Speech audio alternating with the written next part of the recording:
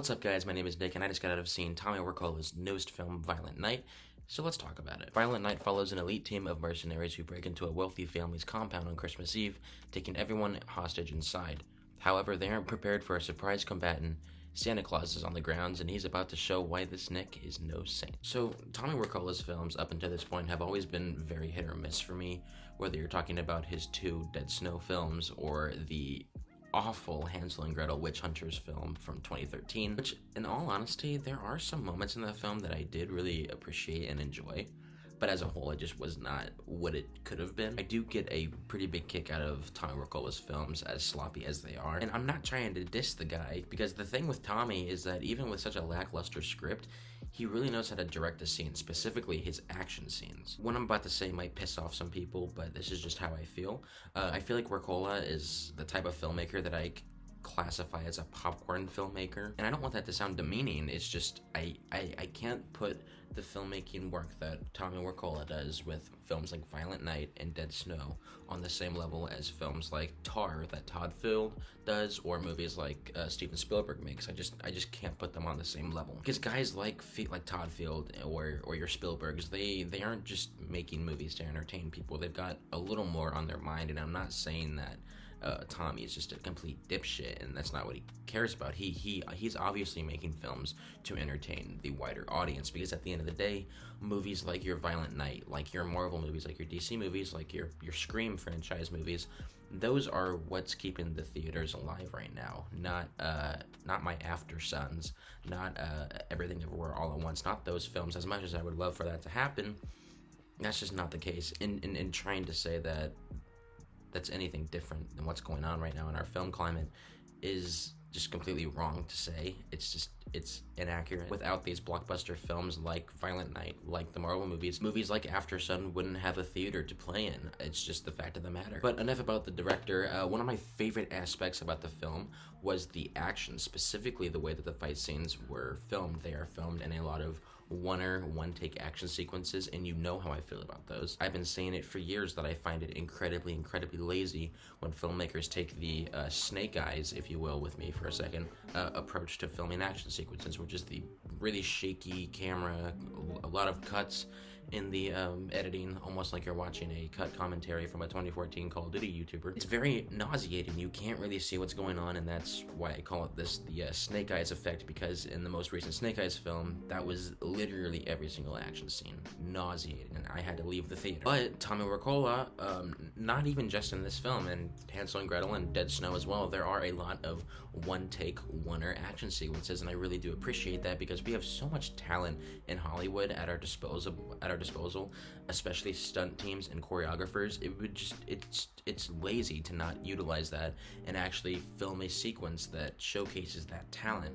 That's why I love the John Wick films so much. That's why I like Atomic Blonde so much, and those type of action movies, because they actually try when they're making their action sequences. And while I do think the action is filmed very well, there are scenes that take place in very dark environments that I don't know if it was just the lighting of my specific screening that I saw, or if it was just the movie itself. You guys are gonna have to let me know in the comments, but I did find it a little difficult to see what was going on movement-wise within the scene. Outside of some blood spurts happening, it was very difficult to see, especially there was an entire sequence where he kills a bunch of people in a cabin, and it's very difficult to see what's going on. Another huge standout for me was the musical score.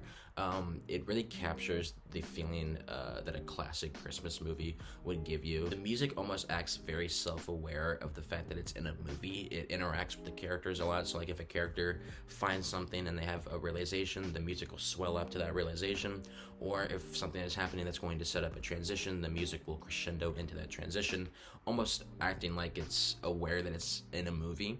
And you find that a lot within Christmas films, and I really appreciated that in this movie. It just kind of helped add to the environment of the film. But my biggest complaint about the movie is that everything that I've just praised up until this point gets essentially thrown out the window in the halfway mark and about the second act of the film. Because I swear to God, there's about a 30-40 minute dull period in this movie where pretty much nothing happens outside of maybe John Leguizamo's character yelling and screaming at some of the hostages and shooting the the ceiling. That's about it. And they do try to dive into Santa Claus's backstory, and I did appreciate the ideas that they were going for. I just felt like it could have been executed either a little better with a little more detail, or just cut out altogether, because it honestly, by the end of the film, just felt like it was wasting time. And I understand why they did this backstory. It was clearly to give us a explanation as to why Santa Claus can just kick the ass of a bunch of professionally trained mercenaries.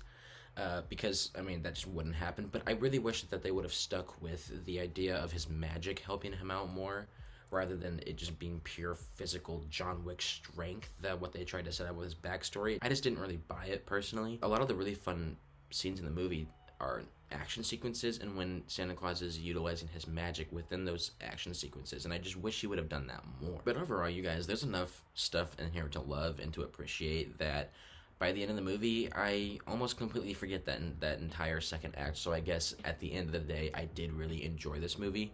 I just wish that the 30-40 minutes, in the middle were used a little wiser. But with that said, you guys, if you guys love dark comedies, I guarantee you guys are going to get your laughs out of this. You guys are going to get some flinches out of it. You're going to have a really good time with this movie. I'm going to give Violent Night a 3.5 out of 5. And yeah, man, this movie was a very decent surprise for me. I wasn't expecting anything too crazy out of it. My expectations, honestly, were on the floor. So for me to walk out giving it a 3, let alone a 3.5, it's pretty good. It's pretty damn good. It's pretty impressive. But that's going to be all from me for today, you guys. Thank you so much for watching. Please feel free to leave your thoughts and opinions about Violent Night in the comment section below, and let's have a conversation.